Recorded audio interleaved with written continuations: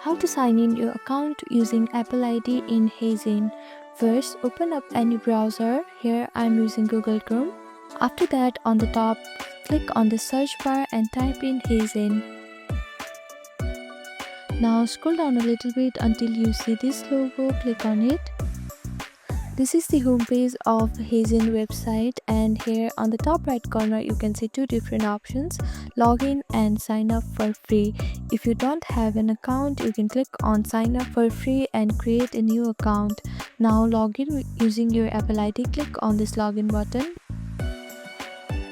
If you have signed up your account using email ID and password, click on this field and type in your email, and on this field type in your password and click on sign in to log into your account.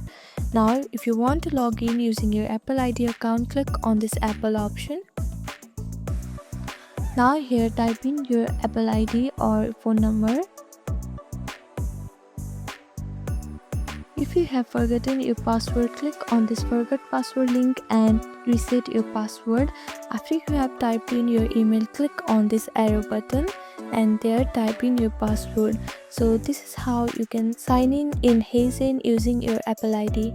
Thank you for watching this video. Please do not forget to like, share and subscribe to our channel, and comment down below if you have any other queries. Thank you.